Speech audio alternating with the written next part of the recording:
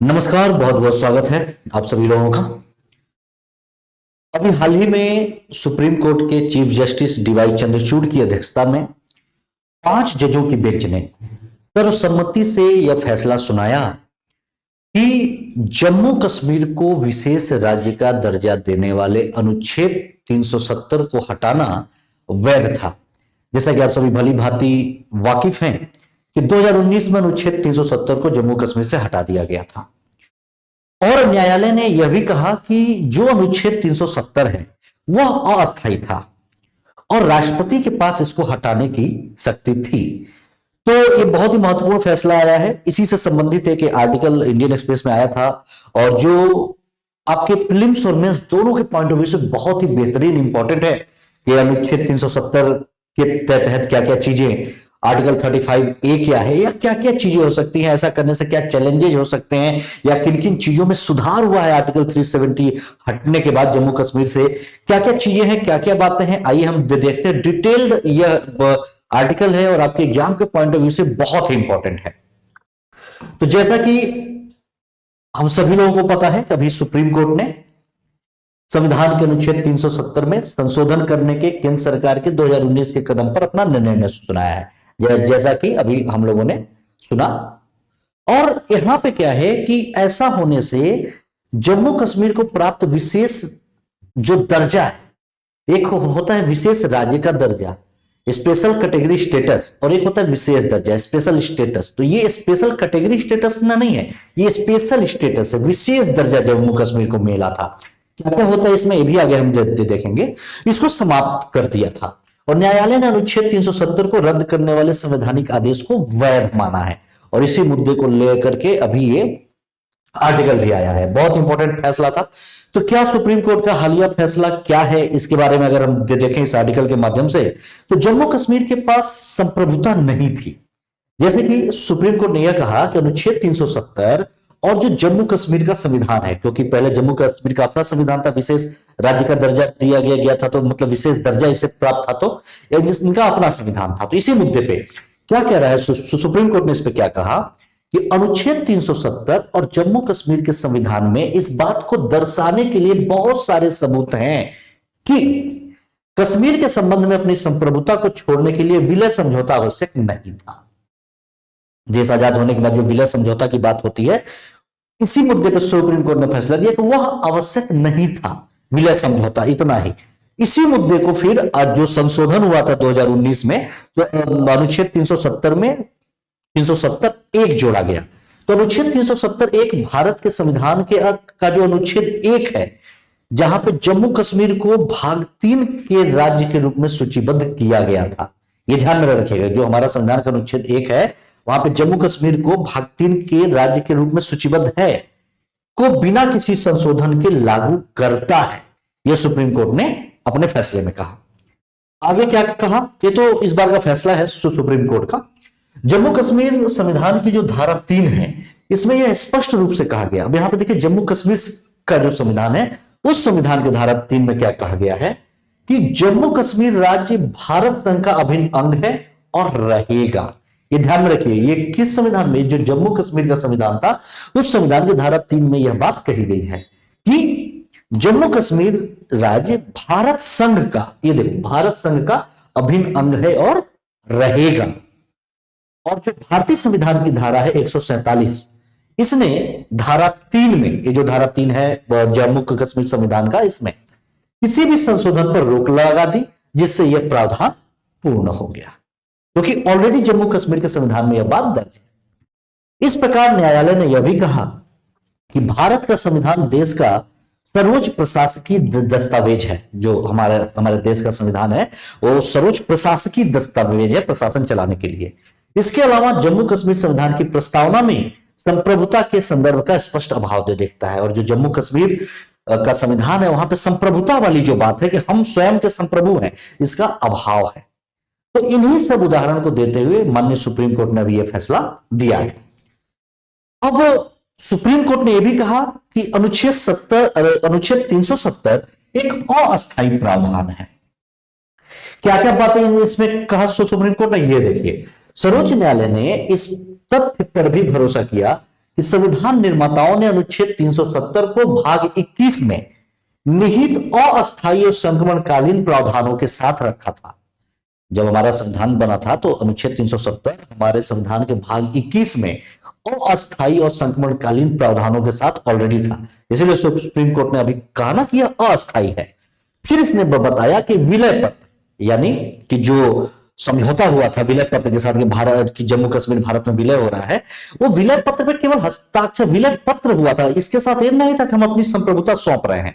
ये मुद्दा भी है, तो ये भी ध्यान में रखिएगा कि फिर इसने ये भी बताया कि विलय पत्र इसे बहुत हद तक स्पष्ट कर दिया है कि अनुच्छेद 1 जिसमें यह कहा गया कि इंडिया जो कि भारत है राज्यों का एक संघ होगा, हमारे संविधान के अनुच्छेद 1 में यही बात कही गई है ना, और पूरी तरह से यह जम्मू कश्मीर पर भी लागू होगा।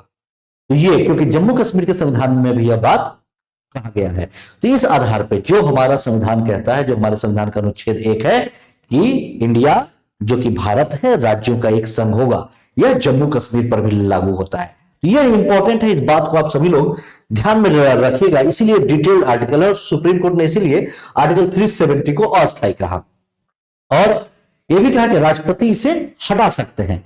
तो राष्ट्रपति शासन के तहत उद्घोषणा की संवैधानिक वैधता क्या है, इस पर भी अगर हम बात करें तो सुप्रीम कोर्ट की पीठ ने इस पर भी सहमति व्यक्त की कि राष्ट्रपति के पास राज्य विधानसभा के विघटन करने सहित अपरिवर्तनीय परिवर्तन करने की शक्ति है और राष्ट्रपति की शक्तियों को न्यायिक और संवैधानिक जांच द्वारा नियंत्रित भी रखा जाता है। तो इन्हीं सब बात का हवाला देते हुए यह फैसला आया है। अब जब ऐसा फैसला है तो जो जम्मू कश्मीर का संविधान है वो संविधान निष्क्रिय है और अब ऐसा हो जाने से वहां का संविधान निष्क्रिय हो भी गया है। तो कैसे इसका संविधान निष्क्रिय है, सुप्रीम कोर्ट ने इस पर क्या कहा? तो न्यायालय ने यह भी माना कि जम्मू कश्मीर के संविधान का अस्तित्व में रहना आवश्यक नहीं है। इसके माध्यम से भारतीय संविधान के केवल कुछ प्रावधान जम्मू कश्मीर पर लागू होते हैं। जब तक यह था जम्मू कश्मीर का संविधान था, जब विशेष दर्जा जम्मू कश्मीर को प्राप्त था तो उसका अपना संविधान होता था, तो भारतीय संविधान के कुछ एक चीजें ही वहां पर लागू होती हैं। अब यह पूर्ण रूप से निष्क्रिय हो चुका है। भारत के संविधान को संपूर्ण रूप से जम्मू कश्मीर राज्य में लागू करने का अंतर्निहित लेकिन आवश्यक परिणाम यह है कि राज्य का संविधान निष्क्रिय है, यानी जम्मू कश्मीर का। यह मुद्दा आगे देखिए। मानवाधिकारों के प्रावधानों के लिए एक सत्य सुलह आयोग के गठन की बात भी यहां पर न्यायालय ने कहा है कि अगर जम्मू कश्मीर का संविधान नहीं होगा, भारत का संविधान वहां पर अगर चलेगा तो एक ऐसा आयोग बनना चाहिए कि जो कि उसका नाम भी है सत्य और सुलह आयोग। ये लाइक साउथ अफ्रीका की तरह कि जब दक्षिण अफ्रीका में रंग भेद की नीति समाप्त हुई थी उसके बाद इसी तरीके के कुछ आयोग वहां पे गठित किए गए थे कि भेदभाव ना हो। इसी आधार पे सर्वोच्च न्यायालय ने यह भी सिफारिश की कि संघ राज्य और गैर राज्य दोनों अभिकर्ताओं के द्वारा मानवाधिकारों की उल्लंघन न हो सके, मानवाधिकारों के उल्लंघन के जांच के लिए एक आयोग बनाया जाए, सत्य और सुलह आयोग। ठीक वैसे ही जैसे दक्षिण अफ्रीका में रंग भेद के बाद राज्य और गैर राज्य दोनों पक्षों के द्वारा मानवाधिकारों के उल्लंघन की जांच के लिए बनाया गया था, तो इस तरीके का बनाया जाएगा कि यहां भी कि किसी भी व्यक्ति के मानवाधिकार का हनन न हो। जम्मू कश्मीर का विशेष दर्जा वाला क्या बात है, कैसे हुआ, क्या क्या हटाया गया, तो आप सभी को पता ही है कि 5 अगस्त 2019 में हुआ था। भारत के राष्ट्रपति ने संविधान के अनुच्छेद 370 क्लॉज 1 के द्वारा प्रदत्त शक्तियों का प्रयोग करते हुए संविधान जो कि जम्मू कश्मीर पर लागू होगा आदेश 2019 जारी किया था। आर्टिकल 370 था, 370 में क्लॉज 1 जोड़ा गया 2019 में और उसके तहत बनाया गया कि संविधान मतलब भारत का संविधान जम्मू कश्मीर पर भी अब लागू होगा, ऐसा आदेश 2019 जारी किया गया। इसी के तहत इसी समय इसके जरिए भारत सरकार ने अनुच्छेद 370 में ही संशोधन किया। ये देखो संशोधन करके क्लॉज 1 जोड़ा, तो ये ध्यान में रखना। और मतलब देखो क्या होता है, संविधान संशोधन ऐसे होता है, मूल संविधान के अनुच्छेद रद्द नहीं होते, उसमें ऐड किए जाते हैं। इसलिए आप अक्सर देखते हैं ना कि मान लो 370 है तो 1 आगे कुछ हुआ तो 2 3 इस तरीके से, तो वही तो वो रद्द नहीं हुआ, इसी में क्लॉज 1 जोड़ा गया है, ये ध्यान में रखिएगा। इससे भारत सरकार ने जम्मू कश्मीर राज्य तथा भारतीय संघ के बीच संबंधों में नाटकीय रूप से बदलाव किया है। तो ये इस तरीके से बहुत ही इंपॉर्टेंट है आपके लिए प्रीलिम्स और मेंस दोनों के पॉइंट ऑफ व्यू से, तो ये ध्यान में रखिएगा। अगर इसके हम थोड़े से बैकग्राउंड पे बात करें, अगर हम इसके थोड़ी सी पृष्ठभूमि पे बात करें, तो जम्मू कश्मीर को छूट कब मिली? तो छूट प्रदान करते हुए 17 अक्टूबर 1949 1949 को एक अस्थायी प्रावधान के रूप में अनुच्छेद 370 को भारतीय संविधान में शामिल किया गया था। 1949 की बात है, ये ध्यान में रखेंगे। इससे जम्मू कश्मीर को अपना संविधान बनाने की अनुमति प्राप्त हुई थी और राज्य में भारतीय संसद की विधायी शक्तियों के प्रयोग पर भी प्रतिबंध लगा दिया गया था कि जो जम्मू कश्मीर राज्य है वहां पे भारतीय संसद की विधायी शक्तियां काम नहीं करेंगी, वहां अपना संविधान होगा। ये सब बातें कब? 17 अक्टूबर 1949। इसे एन गोपालस्वामी अयंगर ने संविधान के मसौदे में उस समय अनुच्छेद 306A के रूप में पेश किया था। इस टाइम की बात है। ये थोड़ा सा बैकग्राउंड भी आपको पता होना चाहिए कि आखिर में हुआ क्या था, क्योंकि हम यूपीएससी के पॉइंट ऑफ व्यू से यह आर्टिकल पढ़ रहे हैं, जनरल नहीं। तो क्योंकि यह आपके एग्जाम में प्रीलिम्स और मेंस दोनों के पॉइंट ऑफ व्यू से इंपॉर्टेंट है, तो आपका कॉन्सेप्ट जब क्लियर होगा तभी चीजें समझ में आएंगी। तो ये इसका बैकग्राउंड भी है, आप दो बैकग्राउंड भी ध्यान में रखेंगे।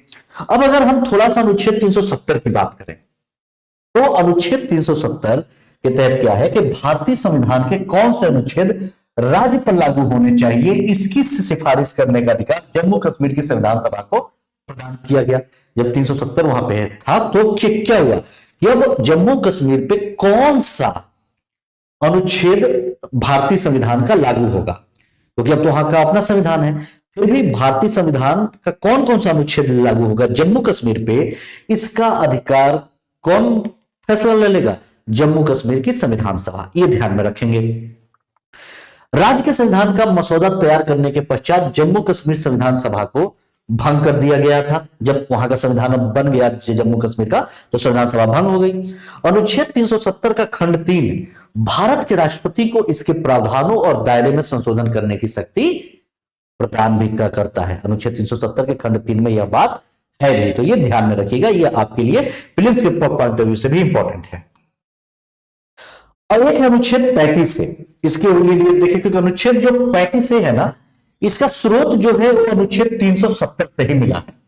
इसे जम्मू कश्मीर संविधान सभा की सिफारिश पर 1954 में राष्ट्रपति के आदेश से पेश किया गया था, आर्टिकल 35A को। आर्टिकल 35A क्या है? तो ये जो अनुच्छेद 35A है, इसके द्वारा क्या है कि जम्मू कश्मीर विधानसभा को, अनुच्छेद 35A के तहत जो जम्मू कश्मीर की विधानसभा है, उस विधानसभा को राज्य के जो अस्थायी निवासी हैं और उन अस्थायी निवासियों के जो विशेष अधिकार हैं, जो विशेष लाभ हैं, इन सब को परिभाषित किया गया है अनुच्छेद 35A के तहत जम्मू कश्मीर के लिए। ठीक है, तो ये भी आर्टिकल इंपॉर्टेंट है, ध्यान में रखिएगा। यह भारतीय संविधान के परिशिष्ट 1 में भी परिलक्षित होता है। यह जो प्रावधान है, यह हमारे संविधान के परिशिष्ट 1 में भी है। कई राज्यों को अलग अलग संवैधानिक गारंटी भी प्रदान की जाती है भारतीय संविधान की तरफ से। आंध्र प्रदेश, महाराष्ट्र, गुजरात, पूर्वोत्तर क्षेत्र के राज्यों के लिए अनुच्छेद 371 और 371A क्लॉज 1 में भी ऐसी बहुत सारी बातें संहिताबद्ध की गई हैं कि अलग अलग राज्यों को अलग अलग तरीके से उनकी स्थिति के अनुसार संवैधानिक गारंटी दी गई है। ठीक है, तो ये ध्यान में रखिएगा, ये संविधान के द्वारा किया जाता है। खास बात इसमें क्या है कि जो भारतीय संविधान है वो शेष भारत के लिए संवैधानिक संशोधन के माध्यम से ही राज्य की शक्ति को बढ़ाने और उस पर अंकुश लगाने के लिए अनुच्छेद 367 में एक विस्तृत प्रक्रिया भी निर्धारित करता है। आपको पता ना कि कौन सी राज्य की शक्ति को कंट्रोल करना है, शक्ति बढ़ाना है, इसके लिए हमारे पास प्रावधान किस में है? आर्टिकल 367 में। ये भी ध्यान में रखेंगे प्रीलिम्स के पॉइंट ऑफ व्यू से। और संविधान में यह भी प्रावधान किया गया है कि अनुच्छेद 370 के तहत केवल कार्यकारी कार्यवाही ही पर्याप्त होगी। तो ये सभी बातें संविधान में उल्लिखित हैं और इन्हीं सबको हवाला देते हुए सारे फैसले आए हैं। अब देखो थोड़ा सा और आपको, क्योंकि हम थोड़ा सा डिटेल में इस आर्टिकल को जानेंगे इसलिए और भी इंपॉर्टेंट हो जाता है कि 2019 में जो आदेश आया था उसके द्वारा कौन कौन से परिवर्तन किए गए थे। ठीक है, जो धारा 370 वाली हटाने की बाद जो धारा 370 में क्लॉज 1 जोड़ा गया, जो कि संविधान जम्मू कश्मीर पर लागू आदेश 2019 में आया, इसके तहत क्या क्या प्रावधान जोड़े गए थे, ये भी आपके लिए एग्जाम के पॉइंट ऑफ व्यू से इंपॉर्टेंट है। इसके तहत क्या हुआ था कि 1954 के राष्ट्रपति आदेश को संविधान जम्मू कश्मीर पर लागू आदेश 2019 द्वारा प्रतिस्थापित कर दिया गया। ये जो नया क्लॉज जोड़ा गया, ये 1954 वाले की लागू कर दिया गया। इसके बाद संसद द्वारा पारित जम्मू और कश्मीर पुनर्गठन विधेयक 2019 भारतीय संसद के द्वारा 2019 में पारित किया गया था। जम्मू तथा कश्मीर राज्य को दो नए यूनियन टेरिटरी में बांट दिया गया, जम्मू कश्मीर और लद्दाख में। ये सब आपको पता ही है क्योंकि ये सब जब हुआ था उस समय भी आप लोगों ने पढ़ा भी होगा, पूरा देश जानता है। तो उसी समय क्या हुआ कि संसद ने जम्मू और कश्मीर पुनर्गठन विधेयक लाया। विधेयक के द्वारा दो यूनियन टेरिटरी में जम्मू कश्मीर और लद्दाख इन दो हिस्सों में बांट दिया। और ऐसा यह पहली बार है कि किसी राज्य को केंद्र शासित प्रदेश में बदला गया था, क्योंकि जम्मू कश्मीर तो राज्य था, लेकिन ऐसा पहली बार इस समय हुआ था कि जम्मू कश्मीर को राज्य में बदला गया था। वर्तमान में जम्मू कश्मीर राज्य की 6 लोकसभा सीटों में से 5 जो है फिर केंद्र शासित प्रदेश जम्मू कश्मीर के पास होंगी इस पुनर्गठन के बाद, और 1 का आवंटन लद्दाख को किया जाएगा। तो ये सब चेंजेस हुए थे 2019 वाले में, ये ध्यान में रखेंगे। उसके बाद जैसे दिल्ली और पुदुचेरी की तरह केंद्र शासित प्रदेश जम्मू कश्मीर में भी एक उसकी अपनी विधानसभा होगी। ठीक है, ये सब परिवर्तन हुए थे उसमें। लद्दाख जो है वो बिना विधानसभा द्वारा ही केंद्र शासित प्रदेश होगा, ये भी बात हुई थी। कश्मीर में अब राज्यपाल नहीं होगा, पहले राज्य था तो राज्यपाल होता था। अब क्या है, जिस तरीके से दिल्ली और पुदुचेरी में उपराज्यपाल होता है उसी तरीके से कश्मीर में अब उपराज्यपाल होगा। ये सब संशोधन हुए थे, चेंजेस हुए थे। और फिर जब जम्मू कश्मीर को केंद्र शासित प्रदेश का दर्जा में मिला उसके बाद क्या चीजें हैं ये देखो। तो जम्मू कश्मीर विधानसभा का कार्यकाल 6 वर्ष का नहीं बल्कि पहले की तरह 5 वर्ष का ही होगा। यह भी इंपॉर्टेंट है, ध्यान में रखिएगा। जम्मू कश्मीर 2019 विधेयक की धारा 32 इसमें ऐसा प्रस्ताव है कि विधानसभा सार्वजनिक व्यवस्था और पुलिस से संबंधित राज्य के विषयों को छोड़कर राज्य तथा समवर्ती सूची के किसी भी विषय पर कानून बना सकती है। ये भी महत्वपूर्ण से हुआ क्या कि जब केंद्र शासित प्रदेश का दर्जा नहीं मिला तो जो जम्मू कश्मीर 2019 विधेयक पास हुआ था उस विधेयक की धारा 32 में ऐसा प्रस्ताव किया गया कि जो विधानसभा है जम्मू कश्मीर में, हमने पढ़ा ना कि जम्मू कश्मीर की एक विधानसभा होगी, तो वो विधानसभा वहां की सार्वजनिक व्यवस्था और पुलिसिंग से संबंधित, ये तो राज्य के विषय हैं, तो अभी राज्य तो है नहीं, अब तो केंद्र शासित प्रदेश है, तो वहां की सार्वजनिक व्यवस्था और पुलिसिंग को छोड़ करके बाकी और जो राज्य के मामले या समवर्ती सूची के और भी जो मामले हैं जिसपे वो वहां के लिए कानून बनाना चाहती है वो बना सकती है। इंपॉर्टेंट है, ध्यान में रखिएगा, बहुत ही आपके एग्जाम के पॉइंट ऑफ व्यू से बहुत ही इंपॉर्टेंट। उसके बाद बात करें तो यह संविधान के अनुच्छेद 239A के समान है, ठीक, जो केंद्र शासित प्रदेश पुदुचेरी तथा दिल्ली पर लागू होता है। ऐसे ही पुदुचेरी और दिल्ली पर भी है, तो वह वैसे ही वहां पे आर्टिकल 239A के तहत है। ठीक है, हालांकि अनुच्छेद 239A क्लॉज ए के सम्मिलन तथा 69वें संविधान संशोधन के आधार पर दिल्ली विधानसभा राज्य सूची की प्रविष्टि 18 के मामलों अर्थात भूमि पर कानून नहीं बना सकती। आपको पता है ये बात कि भूमि पर अगर कानून बनाना हो तो दिल्ली को यह पावर नहीं है, क्योंकि दिल्ली भी यूनियन टेरिटरी है। तो अगर दिल्ली के जमीनों से संबंधित कोई मामला है तो जो दिल्ली की विधानसभा, क्योंकि कोई भी राज्य होता है तो वहां के जमीन का मामला राज्य सूची का विषय है, तो लेकिन दिल्ली में ये ध्यान में रखेंगे 69वें संवैधानिक संशोधन इंपॉर्टेंट है, स्टार बना लो, बल्कि कि इसके तहत क्या है, और आर्टिकल 239 क्लॉज ए इसके तहत कि दिल्ली विधानसभा अपनी राज्य सूची की जो उसकी प्रविष्टि है उसके जितने भी मामले हैं अर्थात उस पर केवल जमीन संबंधी मामले हैं उस पर कोई कानून नहीं बनाएगी। लेकिन यहां पे एक चेंज है। चेंज क्या है कि जो जम्मू कश्मीर है, जम्मू कश्मीर को इससे छूट है कि जम्मू कश्मीर के मामले में जो वहां की विधानसभा है वो भूमि पर कानून बना सकती है, क्योंकि अभी जितने भी यूनियन टेरिटरी वाले दिल्ली और पुदुचेरी पे जो मामले थे वही जम्मू कश्मीर पर लागू हुए। लेकिन यहां पे अंतर है, दिल्ली नहीं बना सकता भूमि पे कानून, लेकिन जम्मू कश्मीर को छूट है, वहां की विधानसभा वहां के भूमि पे कानून बना सकती है। क्लियर, तो ये ध्यान में रखना। आगे देखो, अब जम्मू कश्मीर की विशेष स्थिति तो समाप्त हो गई, तो क्या चीजें हैं, तो जम्मू कश्मीर की विशेष स्थिति समाप्त होने के बाद क्या है कि अब कोई उसका अलग संविधान नहीं होगा। पहले अलग संविधान था, जम्मू कश्मीर का अलग झंडा था, अब वो नहीं होगा। जम्मू कश्मीर का अपना राष्ट्रगान नहीं होगा, भारत का झंडा, भारत का राष्ट्रगान, भारत का संविधान, ये सब जम्मू कश्मीर पे चलेगा। जम्मू कश्मीर के नागरिकों के पास दोहरी नागरिकता नहीं होगी। पहले क्या था, जम्मू कश्मीर की भी नागरिकता और भारत की भी, तो अब नहीं, अब एक ही। ठीक, क्योंकि जम्मू कश्मीर का नया केंद्र शासित प्रदेश भारतीय संविधान के अधीन होगा, इसलिए इसके नागरिकों को अब भारतीय संविधान में निहित मौलिक अधिकार भी दिए जाएंगे। तो ये सब चेंजेज हैं, ये जरूर ध्यान में रखिएगा, बहुत इंपॉर्टेंट है। इसके बाद आर्टिकल 360, जिसका उपयोग वित्तीय आपातकाल घोषित करने के लिए किया जाता है, वो अब भी लागू होगा कि मान लो कोई वित्तीय आपातकाल हुआ तो वो लागू होगा वहां पे। संसद द्वारा पारित सभी कानून जम्मू कश्मीर में लागू होंगे, जो भी भारतीय संसद कानून बनाएगी वो सारे कानून जम्मू कश्मीर में लागू होंगे, जिसमें सूचना का अधिकार अधिनियम और शिक्षा का अधिकार अधिनियम भी शामिल है। तो ये ध्यान में रखिएगा। भारतीय दंड संहिता आईपीसी अब वहां पे काम करेगा। पहले क्या था कि जम्मू कश्मीर की अपनी दंड संहिता थी, रणवीर दंड संहिता, अब ये समाप्त हो जाएगी। अब यहां पे क्या है, आईपीसी काम करेगी। जो अनुच्छेद 35A था, जो वहां के नागरिकों के लिए विशेष अधिकार वगैरह के प्रावधानों की बात करता था, जो अनुच्छेद 370 के प्रावधानों से उत्पन्न हुआ था, अब अमान्य हो गया वहां पे। अब वहां पे जो भी होगा भारतीय संविधान के तहत होगा। ये सब बातें बहुत इंपॉर्टेंट आपके लिए।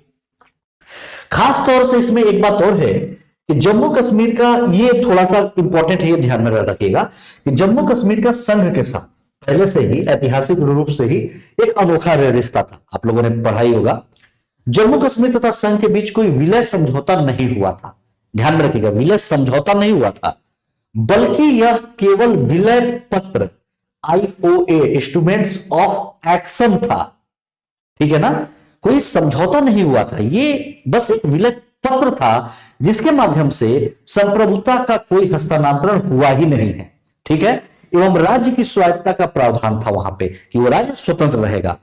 IOA बाह्य संप्रभुता से संबंधित है, कुछ अपवादों के अतिरिक्त बाह्य संप्रभुता अब समाप्त हो गई है। तो ये ध्यान में रखिएगा। CGI ने अभी हाल के निर्णय में ऐसा कहा कि IOA पर हस्ताक्षर के बाद जम्मू कश्मीर की कोई आंतरिक संप्रभुता अब नहीं है। तो ये कुछ इंपॉर्टेंट बातें हैं। इसके बाद अब लेकिन अनुच्छेद 370 का निराकरण हुआ तो उससे बहुत सारी विधिक चुनौतियां भी आई। कौन कौन सी चैलेंजेज हैं, इन पे भी थोड़ा बात करते हैं। तो संवैधानिक चुनौतियां हैं कि राष्ट्रपति के आदेश में जम्मू कश्मीर की विशेष स्थिति को समाप्त करने की मांग की गई और अनुच्छेद 370 क्लॉज 3 के अनुसार राष्ट्रपति को इस तरह के बदलाव के लिए जम्मू कश्मीर संविधान सभा की अनुशंसा की आवश्यकता होगी, तभी ऐसा बदलाव हो सकता है। ये ध्यान में रखिएगा। तो ये सब चैलेंजेज आएंगे। हालांकि वैसे 2019 के राष्ट्रपति आदेश के द्वारा अनुच्छेद 367 में एक उपखंड जोड़ा गया जो कि निम्नलिखित पदों को प्रतिस्थापित करता है। ऐसा था, क्या क्या चीजें हैं ये देखो कि जम्मू कश्मीर की संविधान सभा का आशय जम्मू कश्मीर की विधानसभा से है। ये 2019 में ही कर दिया गया, क्योंकि जो संविधान सभा वहां का संविधान बनने के बाद उसको समाप्त कर दिया गया। लेकिन 2019 के प्रावधानों में बातें की गई कि जो संविधान सभा होगी मतलब जम्मू कश्मीर की विधानसभा ही वहां की संविधान सभा है, ऐसा चेंज कर दिया गया। तो राष्ट्रपति को ऐसा करने के लिए अब जम्मू कश्मीर की विधानसभा से अनुशंसा करनी पड़ेगी, तो इजी हो गया। जम्मू कश्मीर सरकार का तात्पर्य जम्मू कश्मीर के राज्यपाल का मंत्रिपरिषद की सहायता एवं सलाह पर कार्य करने से है कि जम्मू कश्मीर की जो गवर्नमेंट होगी वहां के जो राज्यपाल हैं उनकी मंत्रिपरिषद की सहायता और सलाह पर कार्य करने की है। ठीक है, वहां पे उपराज्यपाल, ये ध्यान में रखेंगे। अब सरकार ने संवैधानिक संशोधन लाए बिना अनुच्छेद 370 के तहत स्वायत्तता को कम करने की मांग की, जिसके लिए संसद में 2/3 बहुमत की आवश्यकता होती है। ये सब उस समय चेंजेज हो गए। इस प्रावधान को सुप्रीम कोर्ट ने इस आधार पर चुनौती दी गई कि इसने केवल राष्ट्रपति के आदेश के माध्यम से भारतीय संविधान में अनुच्छेद 35A को जोड़ा है। यह भी ध्यान में रखिएगा। इस प्रावधान को सुप्रीम कोर्ट में चुनौती दी गई थी कि राष्ट्रपति के आदेश से ही जोड़ा गया। तो ये सब बातें। जम्मू कश्मीर को केंद्र शासित प्रदेश में बदलना अनुच्छेद 3 का उल्लंघन है, क्योंकि राज्य विधानसभा द्वारा विधेयक राष्ट्रपति के पास नहीं भेजा गया था। अनुच्छेद 3 में यही है ना कि अगर बदलना है, कोई भी परिवर्तन करना होता है राज्य वगैरह में, तो जो राज्य की विधानसभा है वो विधेयक राष्ट्रपति के पास भेजेगा। तो ऐसा तो हुआ नहीं, तो यहां पे उल्लंघन है। राज्य के पुनर्गठन में राष्ट्रपति के आदेश के लिए राज्य सरकार की सहमति की भी आवश्यकता होती है। अगर राज्य सरकार सहमत है तभी वो पुनर्गठन होगा। क्योंकि जम्मू कश्मीर वर्तमान में राज्यपाल शासन के अधीन है, इसलिए इससे राज्यपाल की सहमति को सरकार की सहमति माना जाता है। तो ये सब चेंजेस कर दिए गए थे। ठीक है, तो अब ही राज्यपाल का शासन है तो उसकी सहमति सरकार की सहमति हो गई। तो ये सब चेंजेस 2019 में हो गए थे। ये ध्यान में रखिएगा, इंपॉर्टेंट है। इसीलिए ये सब थोड़ा सा आसान मुद्दा रहा। और अगर चुनौतियों की बात करें तो चैलेंजिंग में संघवाद का मुद्दा आएगा। जो विलय पत्र होता है, विलय पत्र क्या होता है, जो संप्रभु देश है जिनका अपने ऊपर संप्रभुता होती है उनके साथ समझौता होता है। विलय पत्र जो दो संप्रभु देशों के बीच संधि की तरह था, जिन्होंने एक साथ कार्य करने का निर्णय लिया था। उस समय के जम्मू कश्मीर भारत विलय पत्र है कि हम लोग एक साथ काम करेंगे, ये हुआ था। एक मामला था संतोष कुमार बनाम जम्मू कश्मीर राज्य एवं अन्य का 2017 में। इसमें सुप्रीम कोर्ट ने कहा कि ऐतिहासिक कारणों से जम्मू कश्मीर को विशेष दर्जा प्राप्त था, उस समय तो था ही। उसके बाद एक मामला था 2016 का एसबीआई बनाम जफरुल्लाह नेहरू। इस पे भी सुप्रीम कोर्ट ने कहा कि जम्मू कश्मीर की संविधान सभा की सहमति के बिना अनुच्छेद 370 को निरस्त नहीं किया जा सकता। ये सब पहले के मामले थे, ये भी ध्यान में रखिएगा कि क्या क्या चीजें हुई थी। ठीक है कि जम्मू कश्मीर की संविधान सभा की परमिशन के बिना नहीं होगा, तो अभी तो वहां पे है ही है। तो संविधान सभा को कौन सी है, जम्मू कश्मीर की विधानसभा है, और वहां पे राज्यपाल का अभी शासन चल रहा है, तो सरकार वही है। इस वजह से ये आसान भी हो गया। अनुच्छेद 370 हटने के पश्चात जम्मू कश्मीर में शांति और सुरक्षा के क्या हालात हैं, देखो 2019 में हटा, उसके बाद क्या कुछ चेंजेज हुए या स्थिति वैसी ही है? तो बहुत चेंजेज हुए। वहां पे जो पथराव और उग्रवाद की जो घटनाएं होती थी उसमें कमी आई है 370 हटने के बाद। जो एनआईए है, नेशनल इन्वेस्टिगेशन एजेंसी, राष्ट्रीय जांच एजेंसी, इसके जैसी केंद्रीय एजेंसियों की बढ़ती सुरक्षा उपस्थिति और कार्रवाई के कारण पथराव के मामलों में कमी आई है। एनआईए वहां पे एक्टिव होकर काम कर रही है। अगर पथराव की घटना की बात करें तो 2019 में 618 के आसपास थी, जो कि 2020 में उसकी संख्या 222 हो गई है 370 हटने के बाद। स्थिति देखो इस तरीके से कम हुई है, तो अभी तो और कम है। सुरक्षा बल जो घायल होते थे 2019 में 64 के आसपास थे, जो कि 2021 में 10 हो गए। तो ये संख्याएं कम हुई है 370 हटने से। ये सब जरूर आपके मेंस के पॉइंट ऑफ व्यू से इंपॉर्टेंट है, आपको मेंस में लिखने के भी काम आएगा। नागरिकों के घायल होने की जो घटनाएं होती थी, मान लो पेलेट गन या लाठीचार्ज से जो नागरिक घायल होते थे, 2019 में 339 था, जो कि 2021 में 25 हो गई। तो ये सब है। जम्मू कश्मीर में कानून और व्यवस्था में भी सुधार हुआ, क्योंकि 2022 में कानून और व्यवस्था की केवल 20 घटनाएं ही दर्ज की गई 2022 में। तो ये सब सुधार हुए हैं ऐसा लागू होने के बाद, वहां से 370 हटने के बाद। तो ये इंपॉर्टेंट है, इन सब बातों को आप जरूर ध्यान में रखिएगा। अगर उग्रवादियों और ओवरग्राउंड वर्करों की गिरफ्तारी की बात की जाए तो 2019 में 82 लोग गिरफ्तार हुए थे, जो कि 2000 आगे चल के 178, तो ज्यादा लोग जो ऐसी घटनाओं को अंजाम देते थे उन्हें गिरफ्तार किया गया। पिछले 10 महीनों की तुलना करें, यानी अगस्त 2019 से जून 2022 तक आतंकवादी कृत्यों में 32% की गिरावट आई है इनमें। ये ध्यान में रखिएगा, बहुत ही बड़ा चेंज हुआ है ये हटने से।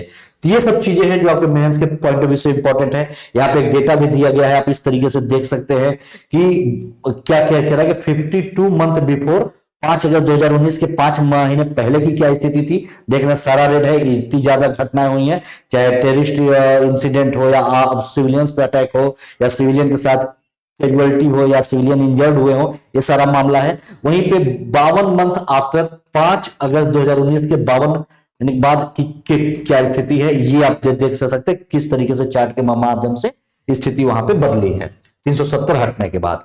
ये सब सारी चीजें हैं, इस पर कुछ समाधान आप दे सकते हैं मेंस के पॉइंट ऑफ व्यू से। जैसे कि यहाँ पे सरकार को क्या करना चाहिए कि कश्मीर के उत्थान के लिए 3E यानी शिक्षा, रोजगार और नियोजनीयता के 10 साल की रणनीति लागू की जानी चाहिए। ठीक है, तो ये जरूरी है। ठीक है, यानी एजुकेशन, एम्प्लॉयमेंट और नियोजनीयता का मतलब आप ऐसे समझो कि जो एम्प्लॉयमेंट आप दे रहे हैं, ठीक है ना, वो कंटिन्यूटी रहे, वो बरकरार रहे, उसकी बात हो रही है। और जम्मू कश्मीर में शून्य आतंकी घटना की योजना 2020 से लागू है और 2026 तक सफल करने का टारगेट रखा गया है, तो ये सफल हो जाएगा। ज्यादा से ज्यादा आतंकवादी घटनाएं वहां पे कम होंगी। कश्मीर में वैधता के संकट समाधान के लिए अहिंसा और शांति के गांधीवादी मार्ग वहां पे अपनाया जाना चाहिए, लोगों को इसके बारे में जागरूक करना चाहिए। तो ये सब चीजें होंगी, तो ये सब सारे परिवर्तन होंगे। सरकार सभी कश्मीरियों को एक व्यापक आउटरीच कार्यक्रम शुरू करके अनुच्छेद 370 पर कार्रवाई से जो चुनौतियां उत्पन्न हो सकती है वो कम कर सकती है।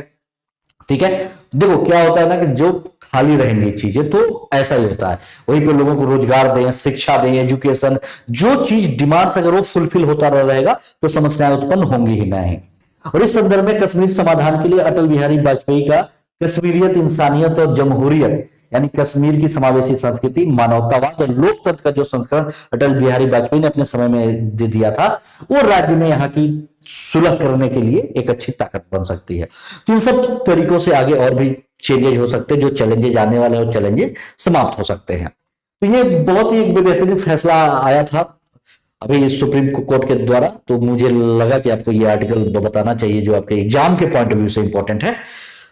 तो फिर ये रहा आर्टिकल। तो चलिए फिर हम लोग मिलेंगे अपने अगले सेशन में, तब तक के लिए धन्यवाद, नमस्कार।